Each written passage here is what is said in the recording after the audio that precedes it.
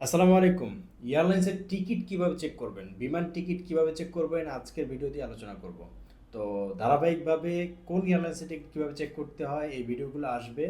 আপনারা আজকে সেই ধারাবাহিকতায় আজকে ইউএস বাংলা এয়ারলাইন্সের টিকিট কিভাবে চেক করবেন আপনাদেরকে আমি একদম ভিডিও সহকারে আপনাদেরকে দেখেন। এই যে দেখেন একটা ইউএস বাংলার টিকিট, এটা কিভাবে চেক দিবেন আপনাদেরকে আমি লাইভ দেখাচ্ছি। ভিডিওটা শেষ পর্যন্ত দেখবেন এবং শেয়ার করে দিবেন।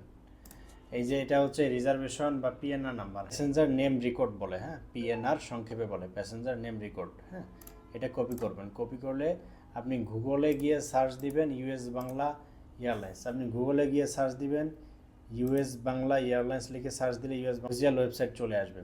সো এটা হচ্ছে ইউএস বাংলার অফিসিয়াল ওয়েবসাইট। দেখেন এখানে দেখবেন মাঝে একটা আছে ম্যানেজ বুকিং, হ্যাঁ, ম্যানেজ বুকিং অপশন। তো আপনারা এই ম্যানেজ বুকিং ক্লিক করলে অটোমেটিক এটা চলে আসবে। সো এখানে রিজার্ভেশন নাম্বার বা পিএনআর নাম্বার যেটা, এটা এখানে পেস্ট করে দিবেন বা কপি করে দিবেন, হ্যাঁ। আর এখানে প্যাসেঞ্জারের লাস্ট নেম যেটা ওইটা দিয়ে দিবেন। সো আমরা প্যাসেঞ্জারের লাস্ট নেমটা দেখে নিব। প্যাসেঞ্জারের লাস্ট নেমটাও আমরা কপি করে নিব, হোসাইন, ঠিক আছে। সো আমরা প্যাসেঞ্জারের লাস্ট নেমটাও কপি করে দিচ্ছি। সো যখন সার্চ দিব তখন এই যে দেখেন ওনার টিকিট কি ইস্যু দেখাচ্ছে, BS341 4 এপ্রিল, সব কিছু ঠিক আছে, ঠিক আছে। এইভাবে টিকিট চেক করতে পারবেন।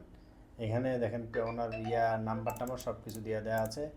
এই হচ্ছে বিষয়। তো আপনারা যদি ইউএস বাংলা টিকিট চেক করতে চান তাহলে এইভাবে চেক করতে পারেন। আর যদি আপনারা একান্তই না পারেন তাহলে আমরা ফ্রি অফ কস্ট আপনাকে টিকিট চেক করে দিব।